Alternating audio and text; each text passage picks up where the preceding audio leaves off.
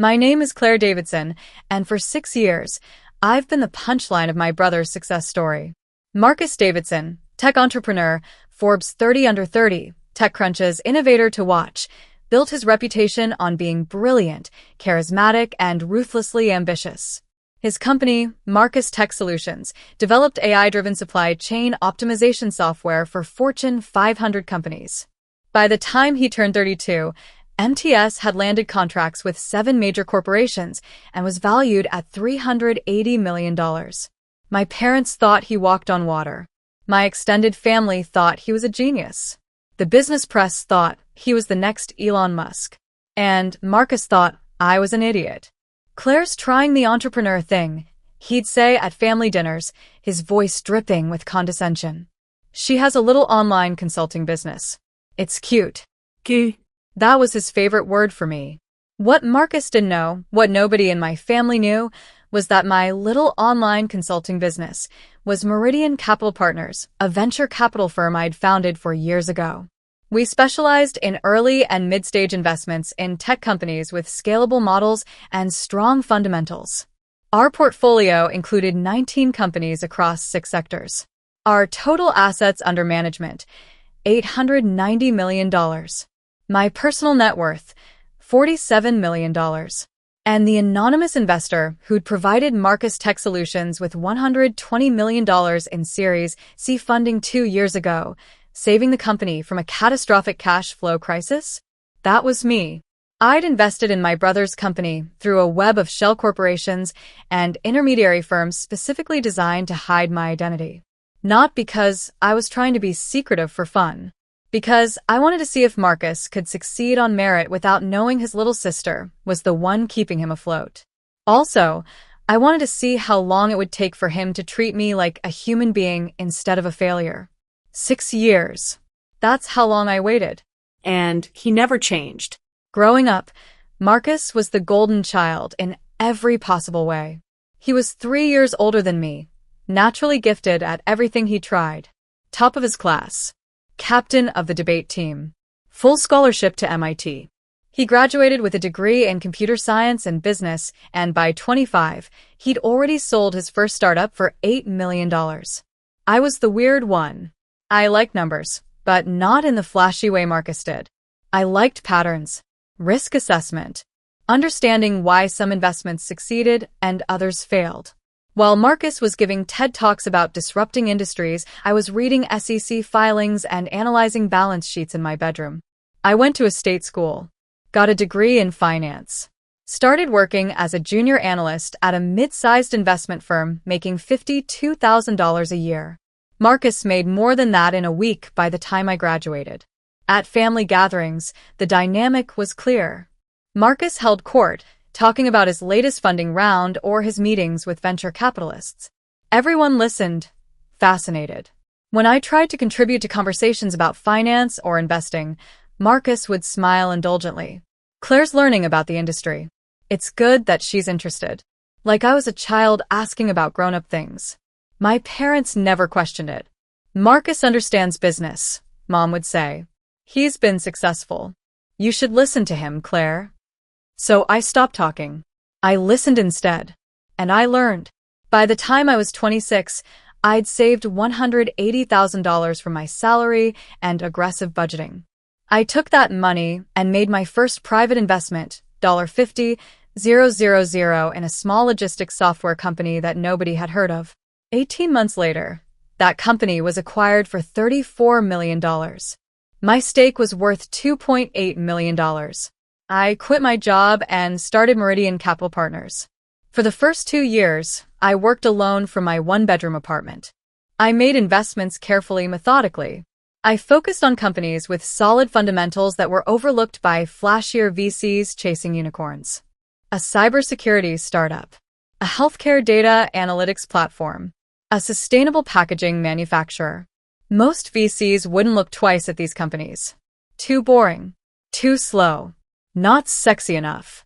But they made money. By year 3, my portfolio was worth $24 million. I hired my first employee, Daniel, a forensic accountant who'd worked fraud cases for the FBI. I needed someone who could dig deep into company financials and spot problems before they became disasters. By year 4, I'd raised my first external fund, $180 million from a group of family offices and high-net-worth individuals who valued my steady, unsexy approach to returns. That's when Marcus came back into my life in a new way. It was Thanksgiving, and he was talking about MTS Series C fundraising round. "We're raising $150 million, he announced proudly. "We've got interest from 3 major firms. This is going to put us on the map." I watched him across the table, so confident, so certain. What I knew, because Daniel had flagged it during his regular market analysis, was that Marcus Tech Solutions was in trouble. Their burn rate was catastrophic. They'd overhired by 40%. Their 2 biggest clients were quietly negotiating out of their contracts due to software performance issues. MTS needed that $150 million not to grow. They needed it to survive. And from what Daniel had found, none of those 3 major firms were actually going to invest. They'd done their due diligence and quietly backed away. Marcus was 3 months from bankruptcy, and he had no idea. I went home that night and ran the numbers. MTS had good core technology. The supply chain optimization software was genuinely innovative. But Marcus was a terrible operator. He spent money like it was infinite, hired people for prestige instead of productivity, and made strategic decisions based on ego rather than data. But the technology was solid. And with the right oversight, MTS could be worth $2 billion in 5 years. I made a decision. I structured an investment through 3 layers of shell companies. Meridian Capital invested in Apex Holdings. Apex Holdings invested in Summit Ventures.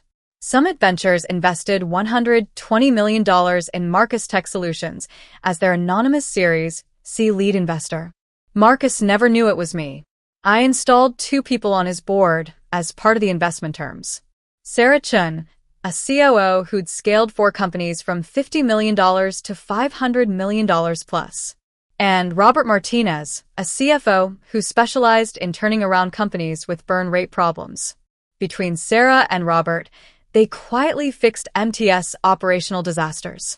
They cut the burn rate by 60%.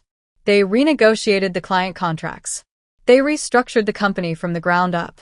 Within 18 months, MTS was actually profitable. Marcus, of course, took full credit. "I turned this company around," he told Forbes in an interview. "I made the hard decisions to cut costs and focus on what matters." He had no idea that every hard decision had been handed to him by the 2 board members I'd installed. And I didn't tell him. I wanted to see if success would change him. If becoming genuinely successful, not just successful because I was secretly bankrolling him, would make him humble, make him kind. It didn't. While Marcus was giving interviews about his turnaround genius, I was quietly building an empire he couldn't imagine. Meridian Capital Partners grew. By year 5, we were managing $620 million across 23 portfolio companies. Our returns were consistently outperforming the market by 18 to 24%. We became the firm that other firms called when they needed due diligence done right. I hired 12 more employees. Analysts, associates, partners who shared my philosophy. Boring wins. Steady wins. Sustainable wins. We weren't chasing unicorns. We were building a portfolio of companies that would still exist in 20 years. My personal net worth crossed $40 million. I bought a penthouse in the city. I drove a Tesla Model S. I wore Tom Ford suits to investor meetings. But when I went to family dinners, I drove my old Honda. I wore jeans and sweaters from Target. I let Marcus talk about his success while I smiled and nodded. I was conducting an experiment. How long would it take for my family to notice that something had changed? To ask questions? To wonder how I could afford my lifestyle on what they assumed was a struggling online consulting business? The answer: they never noticed. They saw what they expected to see. Marcus was successful. Claire was still figuring things out. At Christmas last year, my aunt asked me, "So, Claire, are you still doing that online thing?" "Yes," I said simply. "That's nice, honey. It's good to have hobbies." Hobbies. My $47 million hobby. Marcus overheard and jumped in. Claire's very dedicated. She works hard at it. I keep telling her she should come work for MTS, but she's attached to her independence. He said it like I was a child refusing to accept help. I smiled. I like what I do. Of course you do, he said generously. It's good to have passion projects. That was 6 months ago. The breaking point came at Marcus's quarterly investor meeting. He'd invited the whole family. Come see what real business looks like, he'd said to me with a grin.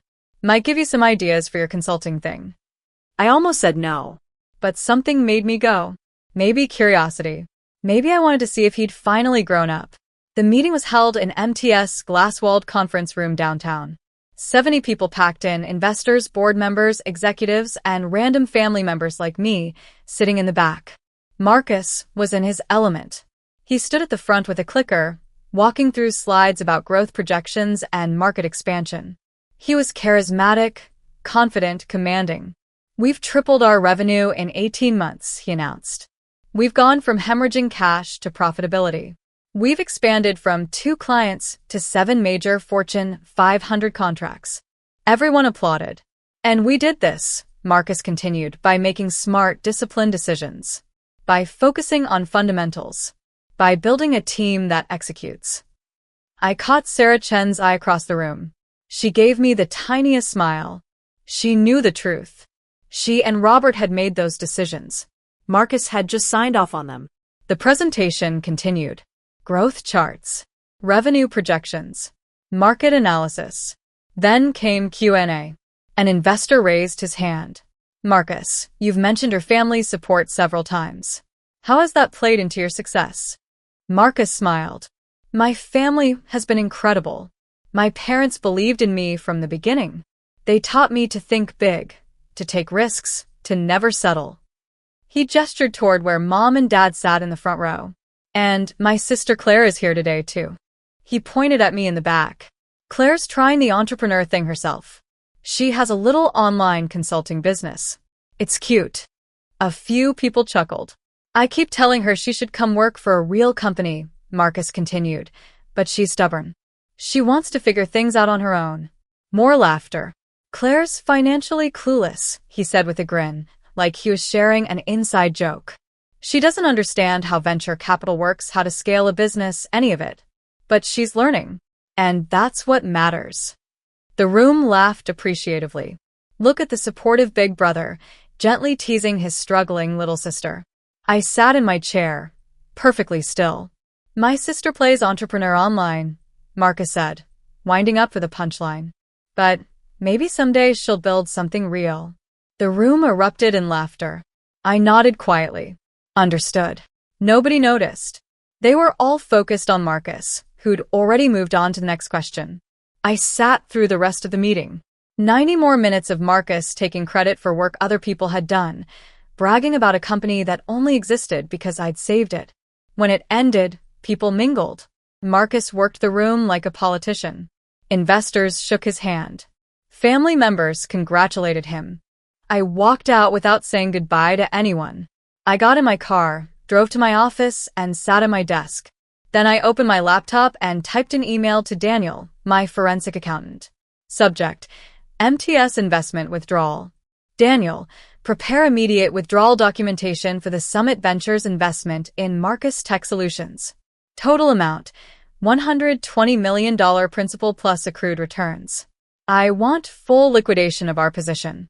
Timeline: 48 hours. Get our lawyers on notice for the board meeting. Claire. I hit send. Then I called Sarah Chen directly. Sarah, it's Claire. Hey. I saw you at the meeting. That was quite a performance for Marcus. It was interesting, I said neutrally. Sarah, I'm withdrawing my investment. All of it. 48 hours. Silence on the other end. Claire, Sarah said carefully, you own 31% of the company. If you pull out, MTS collapses. The other investors will panic. The clients will hear about it and reconsider their contracts. The company will be functionally bankrupt within a week. I know.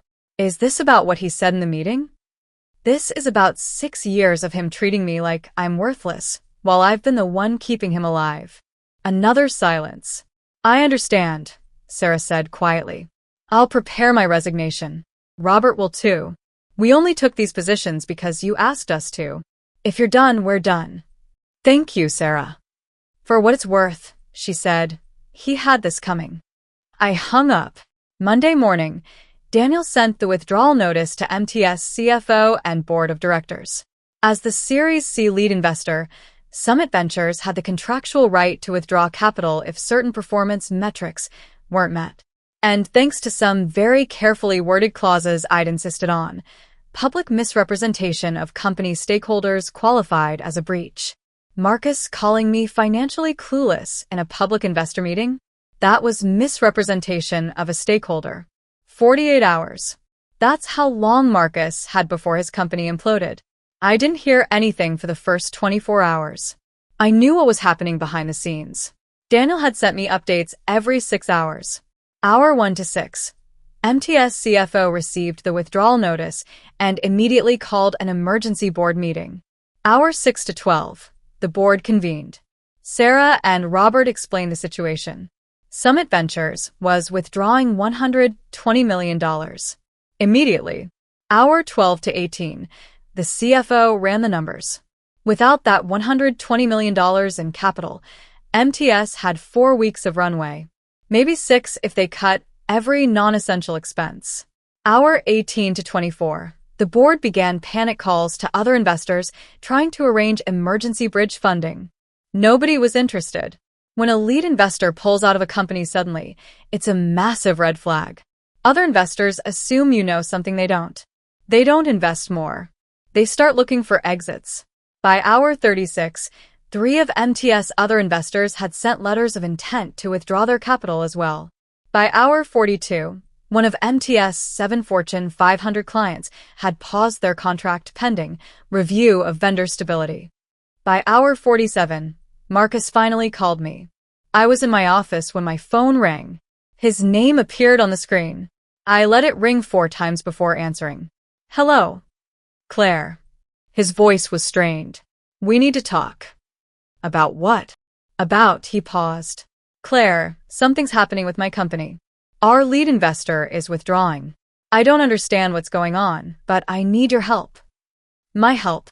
I kept my voice neutral. Marcus, I'm financially clueless, remember? I play entrepreneur online. How could I possibly help? Silence. Claire, this isn't the time for what? For jokes? You joked about me in front of 70 investors. I'm just following your lead. I didn't mean anything by that, he said desperately. It was just banter. You know how these things are. I don't actually. I don't go to many investor meetings. My little online consulting business doesn't have them. Claire, please. I need you to be serious right now. My company is in crisis. Investors are pulling out. Clients are getting nervous. I need to talk to someone I can trust. Talk to Mom and Dad, I said. They believe in you, remember? That's what you said in your presentation. They don't understand business like, he stopped himself. Like what, Marcus? Like you do?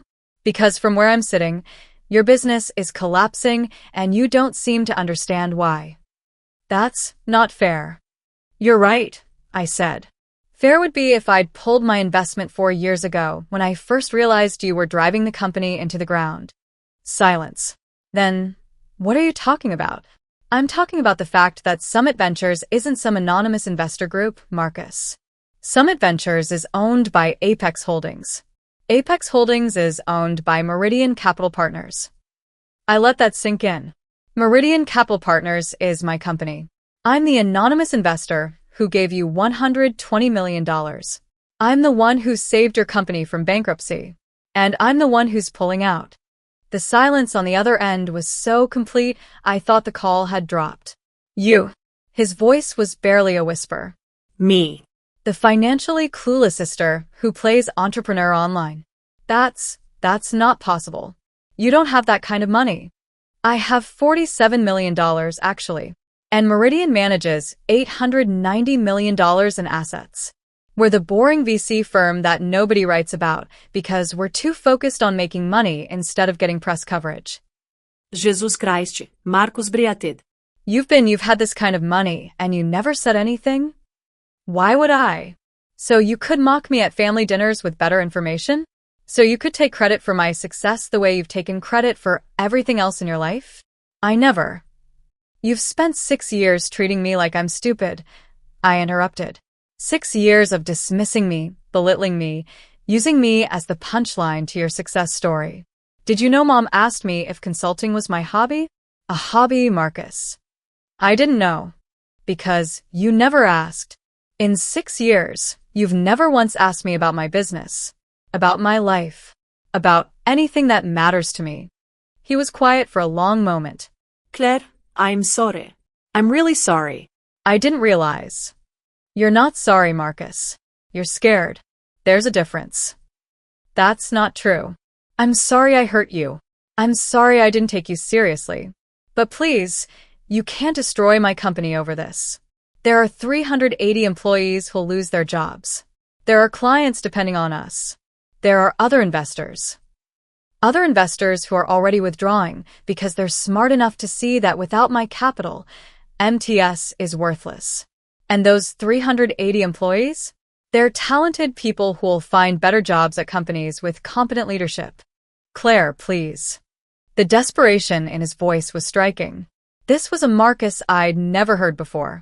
I have a meeting in 5 minutes, I said. But my CFO is scheduled to meet with your board on Thursday to finalize the withdrawal. I suggest you spend the next 48 hours figuring out how you're going to explain to Forbes why the company they profiled is suddenly filing for bankruptcy. Wait. Don't hang up. What if there's a way to fix this? There isn't. What if I apologize? Publicly? What if I tell everyone the truth about who you are? I almost laughed. You think I want credit, Marcus? I don't need credit. I need you to understand that actions have consequences. Then what do you want? I thought about that question. What did I want?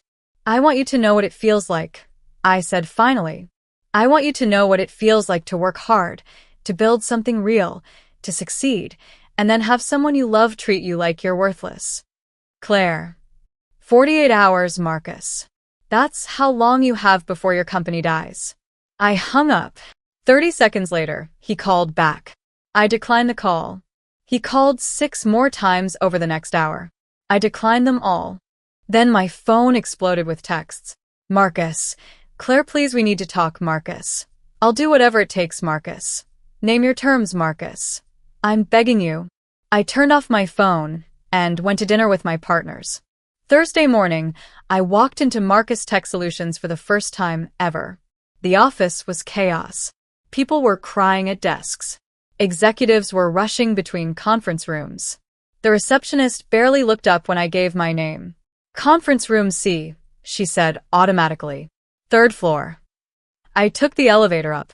Daniel was already there, along with our legal team, 3 attorneys from Portland and Associates, the firm we used for complex negotiations. Sarah Chin was there too, looking tired. Robert Martinez sat next to her, reviewing documents. And at the head of the table was Marcus. He looked terrible. His hair was disheveled. His eyes were bloodshot. He was wearing the same shirt he'd worn in the investor meeting 3 days ago. Claire, he said when I walked in. Just that. My name. I sat down across from him. Let's get started, I said to Daniel. Daniel opened his laptop. As outlined in the withdrawal notice, Meridian Capital Partners, through its subsidiary entities, is exercising its contractual right to withdraw $120 million in invested capital from Marcus Tech Solutions, plus accrued returns of $18.4 million, for a total withdrawal of $138.4 million. He pulled up a document on the screen. MTS current liquid assets total $31.2 million. Current liabilities total $87.6 million. Without the Meridian capital, MTS has insufficient assets to meet its obligations. He showed the next slide. Additionally, as of this morning, 3 other investors, Redwood Ventures, Summit Capital, and Tech Forward Investments, have filed notices of intent to withdraw their combined $43 million in capital. Marcus's face was gray. This brings total investment withdrawal to $181.4 million. MTS will be functionally insolvent by close of business tomorrow. Robert Martinez spoke up. We've contacted every possible bridge lender and emergency investor. Nobody's interested in a company whose lead investor is withdrawing. Sarah added quietly, we've also received notification from 2 clients, Brennan Industries and Core Logistics, that they're terminating their contracts pending review. That's $34 million in annual recurring revenue gone. Marcus looked at me. Claire, please. There has to be something we can do. I leaned back in my chair. Tell me, Marcus. What exactly do you think you bring to this company? What? I'm serious. What do you do? What value do you add? I'm the CEO.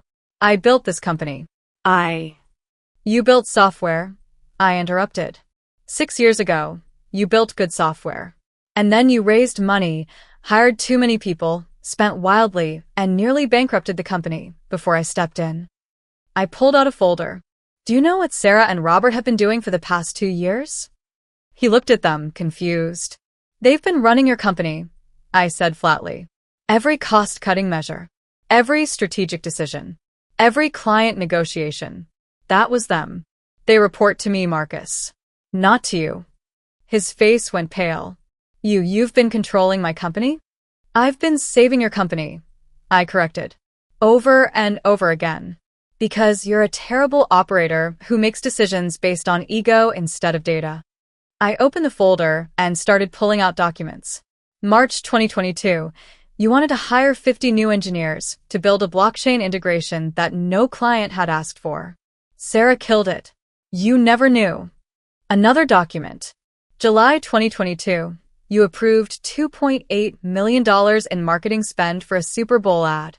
Robert cut the budget to $400,000 for targeted digital campaigns. You thought you made that decision. Another. January 2023, you were about to commit to a $40 million office expansion. Sarah renegotiated to a smaller space and saved $31 million. You signed off thinking it was your idea. I kept going. Document after document. Decision after decision. For 2 years, I've been puppeteering your success through Sarah and Robert. Every smart decision MTS has made was actually my decision. Every disaster you avoided was because I stopped you from making catastrophically stupid choices. Marcus stared at the papers spread across the table.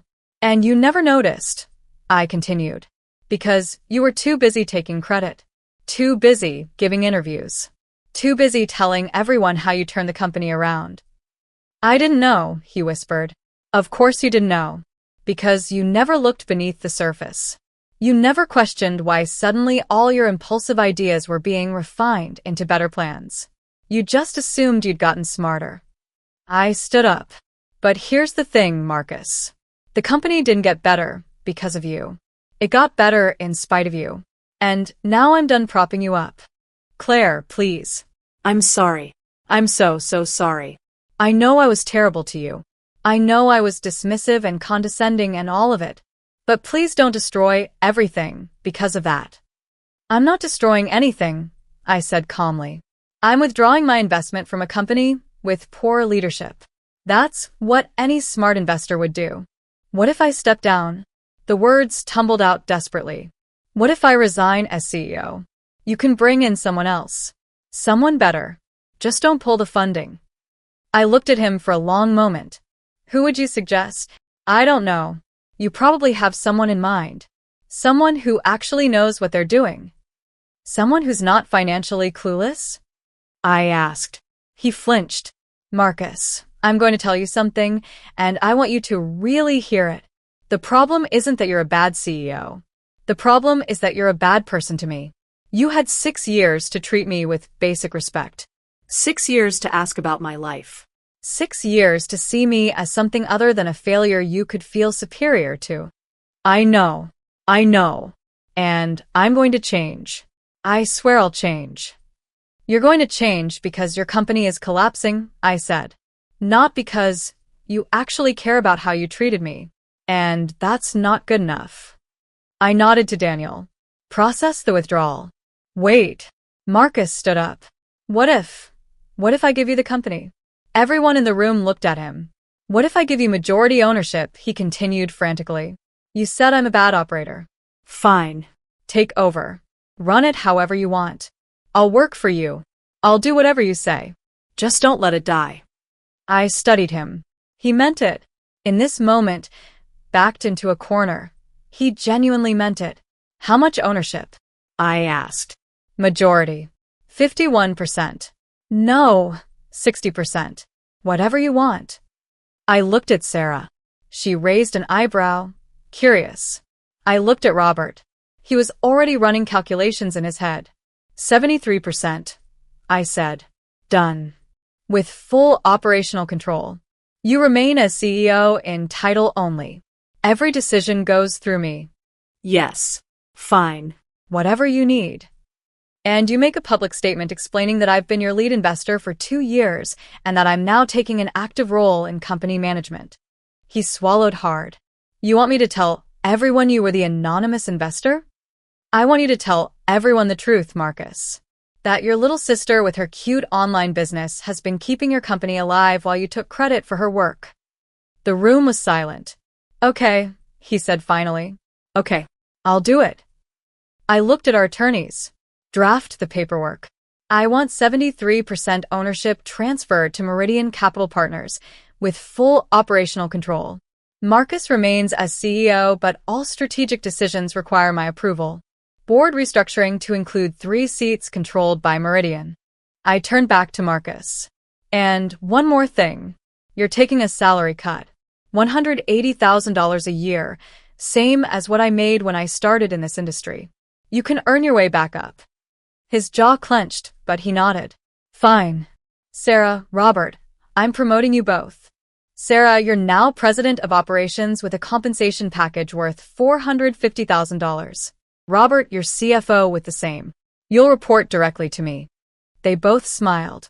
And Marcus, I said, if you ever publicly dismiss me or anyone else on my team again, I will destroy everything you have left. Are we clear? Crystal clear. Good. Daniel, prepare the paperwork. I want this finalized by end of business today. I picked up my bag and walked toward the door. Claire, Marcus called. Thank you for not letting it die. I paused at the door. I didn't do this for you, Marcus. I did it for the 380 employees who actually do good work. And because the technology is valuable, even if you aren't. I left. The news broke the next day. TechCrunch. Marcus Tech Solutions undergoes dramatic restructuring. Founder's sister revealed as major investor. Forbes. The silent backer. How Claire Davidson built a $890 million VC firm while her brother took credit. Business Insider. Family drama in Silicon Valley. The investor who saved her brother's company, then took it over. The articles were brutal. Journalists had done their research. They'd found my track record at Meridian. They'd interviewed other founders I'd backed. They'd calculated the returns. And they'd asked Marcus directly, did you know your sister was this successful? His answer, printed in Forbes, no. I'm ashamed to say I never asked. I assumed she was struggling, and I treated her accordingly. I'm grateful she saved my company, but more than that, I'm sorry I never saw her clearly. It wasn't much, but it was honest. The restructuring happened fast. I installed myself as executive chairwoman. Sarah and Robert took over day-to-day operations. Marcus kept his CEO title, but he was essentially a figurehead, managing relationships with existing clients while Sarah and Robert made all real decisions. Within 3 months, we'd stabilized the company. The panicked investors came back. The clients renewed their contracts. We closed a new $40 million Series D round at a $520 million valuation. Within 6 months, MTS was thriving again. And Marcus was learning what it meant to work for someone else. To have his ideas questioned. To be told no when he wanted to make impulsive decisions. He was learning what I'd known all along. Success isn't about being the smartest person in the room. It's about being smart enough to listen to people who know more than you. 8 months after the confrontation, I got a call from Marcus. Claire? Do you have a minute? I have a meeting in 20. This won't take long. I wanted to ask if you'd have dinner with me. Not a business dinner. Just siblings. I was quiet for a moment. Why? Because I've spent 8 months working for you, and I'm realizing I don't actually know you. I don't know what you like, what you care about outside of work, what you do on weekends. And I want to know, not because I have to, because I want to. That's a nice speech, Marcus. It's not a speech. Claire, I've been going to therapy, working through a lot of things. And one of the things I'm learning is that I've spent my whole life needing to be the best at everything. And when you were good at things, I couldn't handle it. So I dismissed you, made you small in my head, so I could feel big. He paused. That was cruel and wrong. And I'm sorry. Really sorry. Not because you're my boss now, but because you're my sister and you deserved better.